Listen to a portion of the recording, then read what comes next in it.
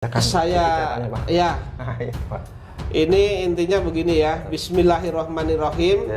Haji Zaini, saya pengen ketemu tapi tanpa Pak Darso dan kawan-kawan, tanpa direkam, tanpa dipublikasi, dari hati ke hati. Dan mohon WA ini hanya untuk _ Haji Zaini. Saya benar-benar beresiko untuk _ mengirimkan WA yang harusnya sejak dulu saya kirim, tapi saya ragu karena satu dan lain hal. Salam dari Mina Arafah, Yusuf Mansur. Bila WA ini ternyata masih juga jatuh ke tangan Pak Darso dan kawan-kawan dan dipublikasikan, yang berarti sama sekali gak ada harapan apa-apa akan islah dan hal-hal baik lainnya. Wassalam. Bener privat saja, dari sisi saya pun gak ada yang mengetahui saya mau WA ini, kecuali saat saya minta nomor karena saya gak ada nomor Haji Zaini. Demikian, salam dan mohon doanya. Tetapi Pak, kalau misalkan Pak, ini pihak Yusuf Mansur, misalkan seandainya menemui Pak Zaini dan menawarkan Pak sesuatu yang lebih besar dari nilai kemenangan Pak Zaini, Pak. Tapi dengan satu syarat, Pak Zaini berhenti mengganggu pihak Yusuf Mansur. Pak Hani berhenti untuk membantu klien-klien yang berhubungan untuk menagih hak-hak mereka kepada Yusuf Mansur, Pak.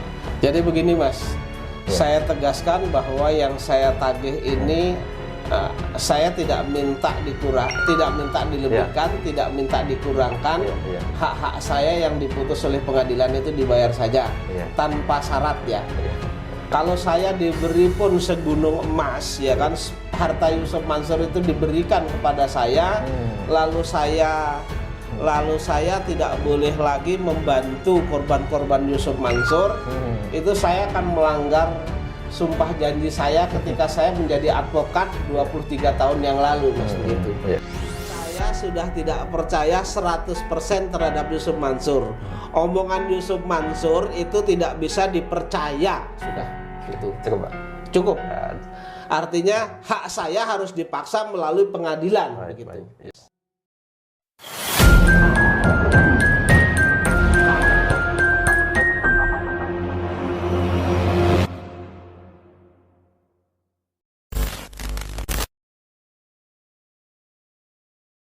Assalamualaikum warahmatullahi wabarakatuh, teman-teman. Kembali lagi berjumpa dengan saya Aji di JA TV. Kali ini saya kembali mengunjungi Pak Zaini ya di kediaman di Jipur Kota Wisata. Karena ini ya, saya baru mendapat kabar yang cukup menarik juga ya. Tapi sebelumnya saya ingin bertanya Pak Zaini ya. Pak Zaini, sebelum munculnya putusan kemenangan Pak Zaini di pengadilan, Pak, kan sudah ada upaya dari Pak Zaini bersama rekan-rekan Pak untuk menempuh jalur di luar hukum, Pak, di luar perdata pidana, Pak. Misalkan upaya Pak Zaini sudah mencoba mendatangi ke kediaman Yusuf Mansur langsung 2 kali, bahkan itu tidak ada respon begitu, Pak ya. Bahkan pihak Yusuf Mansur juga terkesan kabur begitu, Pak. Dan juga misalnya untuk mengunjungi beberapa ulama. Nah, ini setelah muncul putusan nih, Pak, yang memenangkan Pak Zaini, apakah ada upaya-upaya dari pihak mereka secara langsung, Pak, untuk yang melobi-lobi Pak Zaini mungkin ya, untuk menyelesaikan secara pribadi gitu, Pak? Apakah ada seperti itu, Pak? Iya. Jadi begini Mas Haji, sebenarnya secara persuasif itu sudah kami lakukan. Para investor JBN itu sudah cukup lama lah ya. Hampir 12 tahun. Kemudian persuasif pertama adalah pada saat kurang lebih tahun 2010 itu, karena investasi ini kan terjadi 2009. Kemudian 2010 itu kan Yusuf Mansur, kami mengadakan dialog dengan Yusuf Mansur, terletak di Global School ya, legenda wisata itu, bahwa Yusuf Mansur itu berjanji akan mengembalikan lah, nggak usah ribut-ribut ini kan. Kemudian setelah itu tidak ada kabar beritanya. Kemudian setelah rame-rame, kemudian kami juga meminta Yusuf Mansur itu datang 2 kali atau 3 kali ke Masjid Darussalam, juga tidak datang. Betul.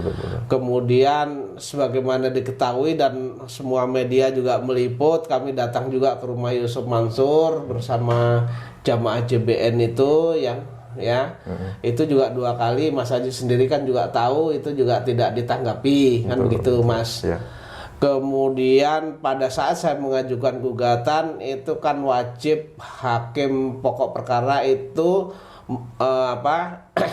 meminta para pihak itu untuk mediasi. Kemudian kami sudah memilih mediator, juga kuasa hukum Yusuf Mansur dan BMT itu ya. Yusuf Mansur kan tergugat 3, kemudian BMT tergugat 4 itu. Ya. Mereka sama sekali tidak menawarkan solusi penyelesaian secara damai begitu. Iya.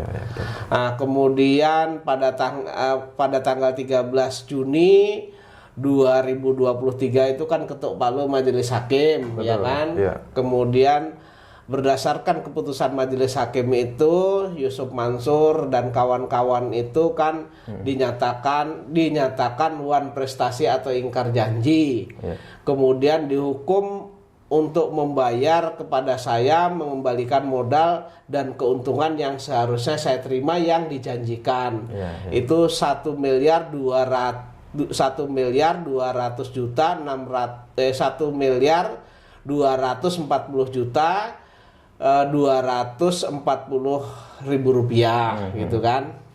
Nah itu kemudian setelah ketuk palu itu saya dapat informasi juga dari wartawan.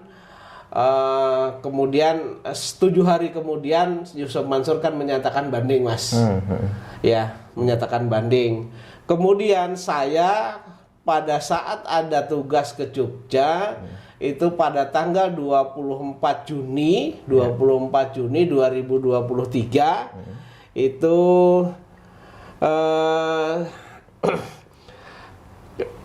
pada saat itu jamnya adalah jam 15.22. Itu ada WA masuk ke saya atas nama Yusuf Mansur. Ya, Yusuf Mansur mengaku sedang dari Mina atau Arafah kan begitu. Itu masuk kepada saya. Intinya mereka pengen sekali ketemu sama saya, kemudian bicara dari hati ke hati, kemudian mereka minta bahwa ini saya rahasiakan, kan begitu Mas, ya kan? Kemudian ini saya kan tidak percaya begitu saja apakah ini WA dari Yusuf Mansur atau bukan kan, karena saya juga tidak tidak punya nomor Yusuf Mansur kan begitu. Iya. Lalu kemudian saya biarkan saja kira-kira pas maghrib itu Mas jam 18.05 ya, 18.05 ini pas maghrib waktu Indonesia ya, waktu Jogja itu pas maghrib ini ada telepon masuk juga. Telepon masuk karena waktu itu saya sudah di atas sajadah, hanya menunggu anak saya saja sedang wudhu untuk sholat berjamaah maghrib Mas. Sehingga saya tidak saya angkat, ini siapa kan begitu. Semua telepon juga ya? Telepon juga, jadi ada WA, ada telepon. Kemudian saya lihat siapa yang, kalau tertulis di sini salam dari Mina itu memang Yusuf Mansur. Kemudian saya sip di sini, saya lihat ada di sana YM gitu saja Mas. Cuman saya karena waktu itu saya sedang ada keperluan tugas dan keperluan keluarga, sehingga ini saya abaikan sajalah begitu. Baik. Kemudian setelah saya sampai Jakarta, kemudian saya cek kepada teman-teman yang kepada salah satu dari karyawannya Yusuf Mansur ini kan menjadi klien saya juga. Mereka sering WA, ternyata nomornya cocok Yusuf Mansur. Oke. Kemudian saya cek juga ke Pak Darso, kemudian ternyata cocok juga itu nomornya Yusuf Mansur. Jadi saya meyakini bahwa WA dan telepon ini yang melakukan Yusuf Mansur karena nomornya Yusuf Mansur kan begitu. Hanya mereka mengajai islah saja. Dan ini memang tidak saya tanggapi Mas. Kenapa baru sekarang dia mengajak saya untuk berbicara dari hati ke hati ya. Persuasif gitu ya. Iya. saya memang secara pribadi saya itu sudah tidak percaya 100% terhadap Yusuf Mansur. Karena Yusuf Mansur ini di 2010 juga berbohong kepada jamaah JBN, kemudian terhadap perjanjian mantan karyawannya, 14 karyawan PT Paitren yang saya tangani itu kan mereka juga perusahaannya Teken, tapi sampai dengan saat ini kan hanya dicicil 1 kali saja. Dan saya memang sudah tidak percaya dengan Yusuf Mansur ini. Satu, kemudian yang kedua bahwa perkara saya dan Yusuf Mansur ini kan sudah menjadi konsumsi publik, Mas. Betul. Ya, jadi kalau memang ini mau ada pembicaraan penyelesaian secara kekeluargaan atau islah, tentu saya meminta bahwa di mana kita bicara ditentukan, kemudian tidak membatasi juga siapa yang hadir. Kalau saya welcome, Mas, terbuka, artinya bloko suto lah. Apa adanya ya saya ngomong kayak gitu. Jadi saya tidak membatasi siapa yang mau hadir, apakah itu wartawan media cetak atau elektronik, saya tidak membatasi. Dan hasil daripada pembicaraan itu pun akan saya publikasikan gitu. Baik. Nah, ini bentuk transparansi saya. Karena tujuan saya di samping memperjuangkan hak saya, ya, investasi saya, juga saya mengedukasi masyarakat agar tidak terjadi permasalahan seperti ini, tidak menimpa masyarakat apa yang dilakukan Yusuf Mansur itu, Mas, gitu. Jadi Pak Zain ini tidak 100% nolak gitu ya, jika memang pihak Yusuf Mansur ingin bertemu ya. Tapi dengan catatan ini disaksikan oleh banyak pihak, ya mungkin disiarkan secara live gitu Pak ya. Betul. Supaya ini ada saksi dari masyarakat gitu Pak ya.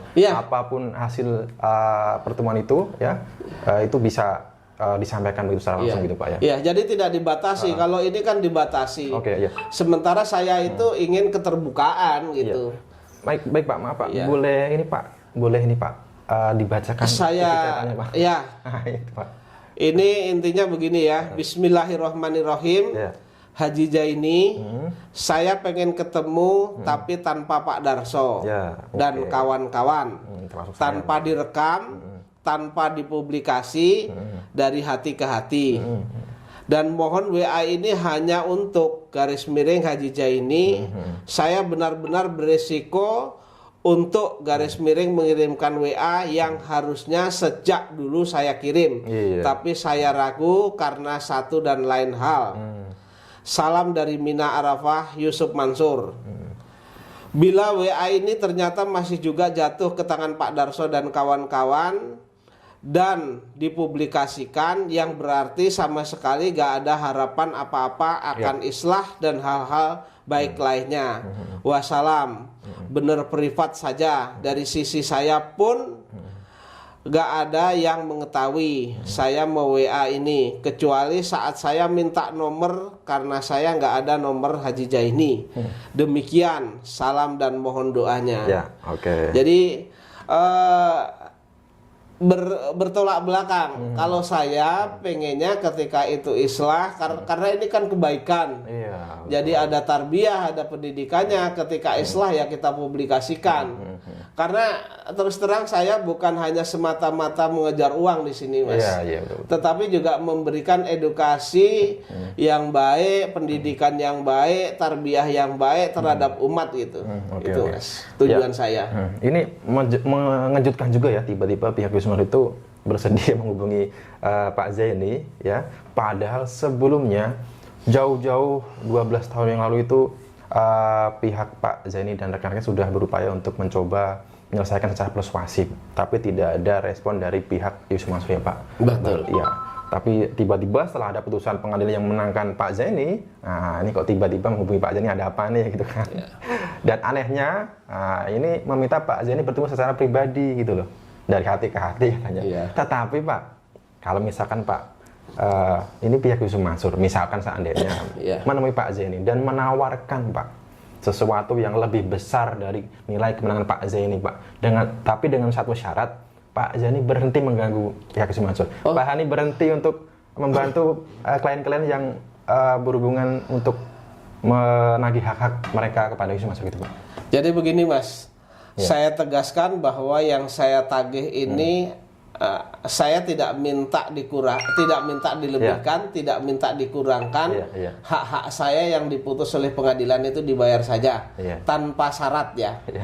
Kalau saya diberi pun segunung emas, ya kan, harta Yusuf Mansur itu diberikan kepada saya, lalu saya tidak boleh lagi membantu korban-korban Yusuf Mansur, itu saya akan melanggar sumpah janji saya ketika saya menjadi advokat 23 tahun yang lalu, Mas, begitu.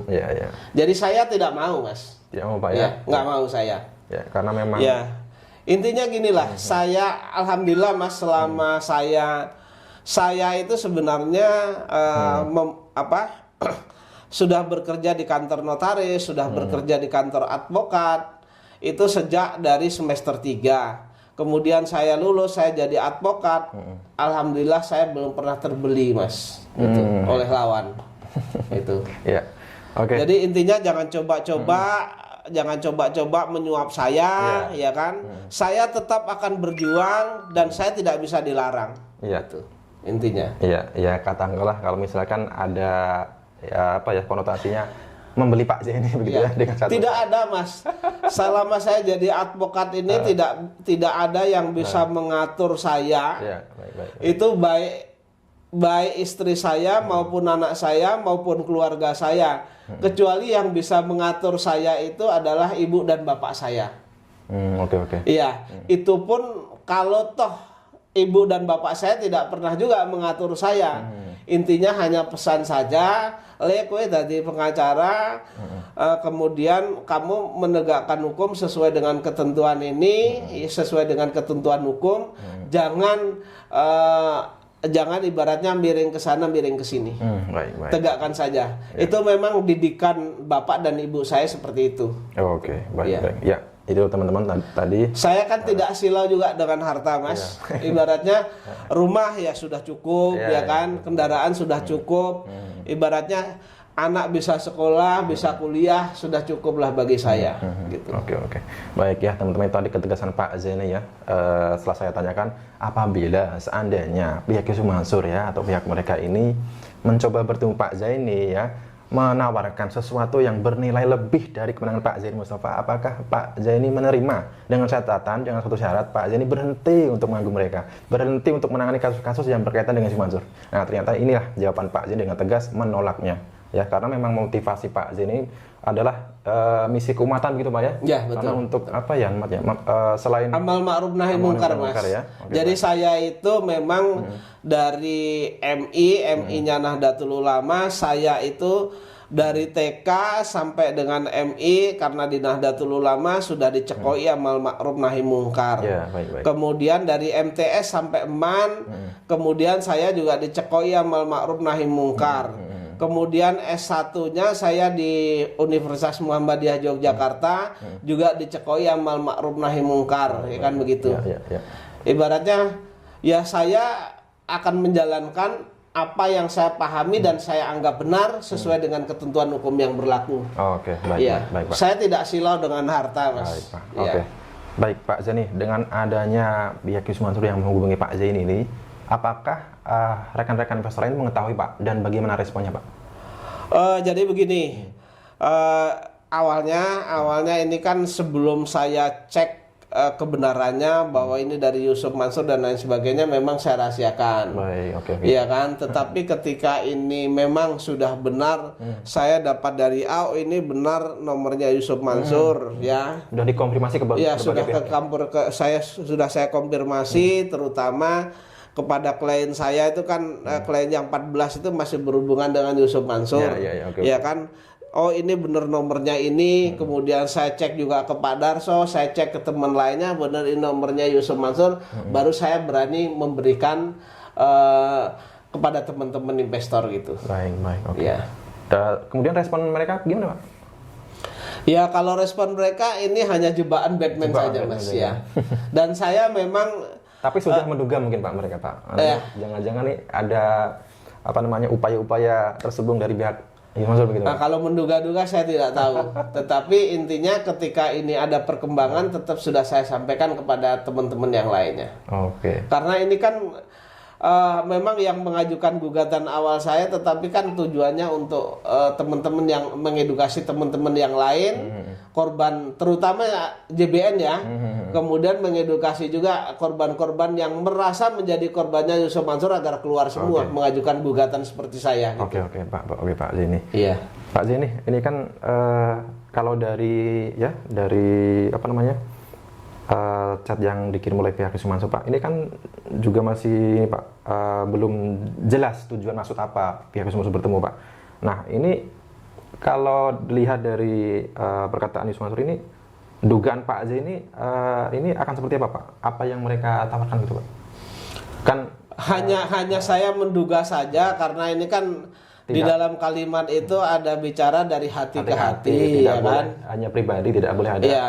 Nah, kalau dia berbicara dari hati ke hati ini, menurut praduga saya, ya mereka hanya ingin curhat saja agar saya kasihan terhadap Yusuf Mansur. Padahal saya dan kawan-kawan ini kan sebagai investor ini sudah cukup tersiksa, Mas. Iya. Nah, tahun 2009 itu, Mas, uang 85 juta itu, ya kan? Kalau itu tidak saya investasikan, itu untuk naik haji lebih loh, Mas. Yang reguler ya, lebih dari orang dua, mungkin hampir orang tiga kan, begitu. Dan itu sebenarnya kalau misalnya tidak saya investasikan kan menjadi haknya keluarga saya, yaitu baik istri dan anak-anak saya, dan juga orang tua saya bisa menikmati. Ternyata kan uang itu sampai dengan sekarang saya belum menikmati itu, dan saya masih berjuang. Alhamdulillah kemarin putusan Pengadilan Negeri Jakarta Selatan itu memenangkan saya, kan begitu, Mas. Karena memang alat-alat bukti saya cukup, alat-alat bukti saya, kemudian alat bukti mereka ya tidak mencukupi, dan mereka juga tidak menolak ketika saya katakan saya berinvestasi, hanya mereka berdalih ABC lah gitu, Mas. Karena ya aneh juga ya, pihak GM ini mau menghubungi Pak Zaini Mustafa setelah ada putusan pengadilan menyatakan kemenangan Pak Zaini begitu ya. Iya. Dan harapan bertahun-tahun kemana aja gitu loh ya. Ya bertahun-tahun kemana saja. Saya juga dari mulai saya menyetorkan investasi itu, kemudian kalau pertemuan sama YM itu pada saat membicarakan penyelesaian itu di Legenda Wisata di kurang lebih 2010 itu, tapi saya tidak pernah kontak person dan dia tidak pernah kontak saya. Gitu. Baik. Nah, tiba-tiba sudah ada putusan pengadilan ngontak saya. Padahal saat mediasi itu kan diharapkan person-personnya, bukan kuasa hukum tapi personnya datang kan. Yusuf Mansur itu tidak pernah menampakkan batang hidungnya, kemudian BMT itu juga tidak pernah menampakkan batang hidungnya, Mas. Nah, tiba-tiba begitu ini sudah ada putusan, kok tiba-tiba pengen bicara dari hati ke hati, tentu saya bertanya-tanya kan begitu. Dan saya tidak mau masuk jebakan Batman, dan saya tidak mau ibaratnya menjadi orang yang melasi orang yang benar sudah menyakitin orang banyak gitu, Mas. Saya tidak mau lagi, ibaratnya aku wis ora gelem melas lah. Dan ini WA ini ya udah, bahasa Jawanya itu rata gagas, nggak usah saya pikir gitu, Mas. Pokoknya berjalan sesuai dengan koridor hukum, yaitu kacamata kuda, hukumnya begitu ya begitu gitu, Mas. Baik. Oke, Pak Zaini, terima kasih. Kecuali korbannya hanya saya sendiri. Ini korbannya banyak. Saya sakit hatinya itu ketika jamaah JPN ini kan sampai dengan saat ini tidak dikembalikan investasinya. Terus kemudian saya melihat di beberapa pemberitaan dan banyak yang mengadu kepada saya, saudara-saudara saya satu agama yang mereka mengais rezeki di mana-mana lalu hanya ditipu, Mas, gitu. Suruh investasi ABC sampai sekarang tidak terrealisasi, modal investasinya saja tidak dikembalikan. Ya, jadi saya juga terenyuh juga gitu, dan saya sakit hati hal-hal seperti itu. Kita dikasih tangan, dikasih dikasih tangga kayak Yusuf Mansur ini kan sebenarnya dikasih kemudahan lah untuk cari rezeki. Ngapain sih harus ngerjain TKW, TKI dan lain sebagainya. Mereka itu berangkat saja Mas ke luar negeri. Saya tuh punya pengalaman karena saya juga orang kampung. Mau berangkat itu mereka utang dulu ke keluarganya, jual harta kekayaannya untuk berangkat ke sana agar nantinya di sana dapat pekerjaan yang layak, kemudian bisa kirim, bisa bayar utang, bisa nyekolahkan anaknya, bisa membahagiakan orang tuanya. Ternyata hanya diminta oleh Yusuf Mansur untuk berinvestasi, ternyata tidak jelas jeluntrungnya begitu, Mas. Ya, kalau untuk TKW sih bisa dikatakan mereka bisa dikatakan pekerja yang kurang layak ya, bisa dikatakan siang buat malam buat siang gitu ya. Apalagi kalau misalkan ada resiko mungkin majikan-majikan yang majikan yang kejam atau gimana ya. Tetapi penderitaan atau perjuangan jerih payah dari para TKW ini hanya sia-sia saja ya setelah mengerti investasi. Baik Pak Jani, mungkin cukup itu saja Pak dari saya Pak. Ini sekaligus membuktikan bahwa Pak Jani ternyata gak gampang masuk angin ya. Tidak Mas, jadi begini Mas, saya tambahkan, sebenarnya ada orang yang berpengaruh, kuasa hukum BMT itu kan sebenarnya sudah saya anggap sebagai kakak saya. Itu tidak akan bisa mempengaruhi saya. Kalau saya sudah bicara A ya saya bicara A, dan koridor saya ini adalah hukum Mas, gitu. Nah, saya tidak akan kebeli. Artinya begini, saya itu terima urip biasa, hidupnya biasa, ya kan, hidup biasa. Terus kemudian saya sudah punya rumah, ya kan. Alhamdulillah lah Allah kasih saya gubuk, ya kan.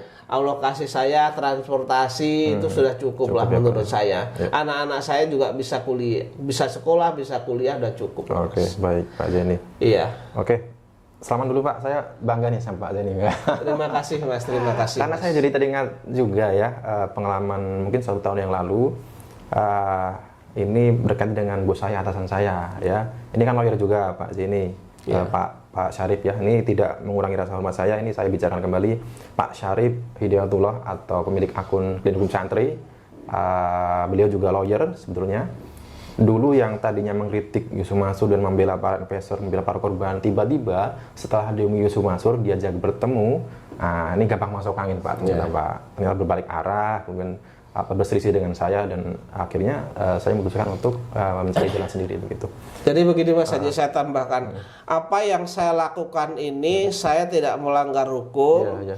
Karena posisi saya ini ketika saya memperjuangkan hak saya, itu saya melalui pengadilan, sesuai dengan tata cara pengadilan, sesuai dengan ketentuan hukum yang berlaku Mas. Ya, kalau saya masih ikut cara saya, waktu saya masih kecil, ya kan, masih remaja lah, mungkin sudah saya ke sana bawa golok Mas. Itu. Saya berkeyakinan seperti itu. Tapi kan orang tua saya memang bahasanya begini. Kalau orang tua saya dulu masih eranya masih jagoan, warok lah bahasanya gitu. Tapi bapak saya mendidik saya bahwa eramu nanti bukan era okol, tapi era akal. Jadi pena lebih tajam daripada senjata. Jadi saya tidak melanggar hukum, saya melakukan menagih hak saya terhadap Yusuf Mansur ini dan kawan-kawannya sesuai dengan ketentuan hukum yang berlaku. Baik Pak. Terakhir Pak, ini kan Pak Jani tidak merespon, tidak menanggapi WA dari Yusuf Mansur. Kalau mungkin Pak ada katakanlah Pak Zaini sampaikan Pak alasan Pak Zaini tidak menanggapi Yusuf Mansur, disampaikan di sini boleh Pak? Boleh Mas, ya. Saya nanggap ini ya. Saya sudah tidak percaya 100% terhadap Yusuf Mansur. Omongan Yusuf Mansur itu tidak bisa dipercaya, sudah. Itu. Cukup Pak. Cukup. Artinya hak saya harus dipaksa melalui pengadilan begitu. Itu dari teman-teman ya, statement dari Pak Zaini Mustafa dengan tegas ya untuk menerima tawaran dari pihak Yusuf Mansur untuk bertemu secara privat, secara pribadi, tanpa disaksikan oleh siapapun, tanpa disaksikan oleh media manapun, dan tidak tahu nanti apa yang mereka tawarkan. Baik, terima kasih Pak Zaini Mustafa, tetap teguh dengan apa yang Pak Zaini perjuangkan sampai saat ini, jangan sampai masuk angin Pak ya. Ya, alhamdulillah, mudah-mudahan doakan saja saya tetap segar, sehat ya kan. Kemudian berkecukupan, ya kan, berkecukupan. Kemudian saya tetap pada pendirian sebagaimana yang diajarkan oleh orang tua saya dan ketentuan hukum yang berlaku, baik itu hukum agama maupun hukum yang berlaku di Negara Kesatuan Republik Indonesia, gitu Mas Haji. Karena memang satu-satunya yang masih berjuang gigih hingga sampai saat ini ya. Tinggal Pak Zaini Mustafa gitu loh. Kalau Pak Zaini Mustafa tiba-tiba masuk angin, waduh, ini mengkhianati kita semua. Jadi begini Mas, saya ingat kalimat orang itu dipercaya karena mulutnya Mas, ya kan. Nah, manusia ketika meninggal itu meninggalkan nama. Tinggal kalau kita tidak bisa dipercaya mulutnya, tentu akan meninggalkan nama yang jelek Mas. Tetapi kalau kita bisa dipercaya mulut kita, apa yang kita ucapkan, kemudian sesuai dengan kenyataan, tentu orang akan mengenang namanya sampai kapanpun. Baik. Dan ini putusan perkara saya, endingnya nanti menang atau kalah, insya Allah doakan saya punya kelebihan rezeki buat buku agar bisa dipelajari agar bisa dibaca oleh anak cucu kita dan menjadi referensi mahasiswa hukum atau para lawyer berikutnya. Baik, terima kasih Pak Zaini Mustafa. Oke teman-teman, untuk kali ini saya cukupkan sekian ya. Kita jumpa di video selanjutnya. Terima kasih untuk teman-teman yang sudah menonton sampai saat ini. Terima kasih untuk perhatian semuanya. Saya Aji dan bersama Pak Zaini Mustafa dari Kota Wisata Cibubur mengucapkan wassalamualaikum warahmatullahi wabarakatuh. Waalaikumsalam.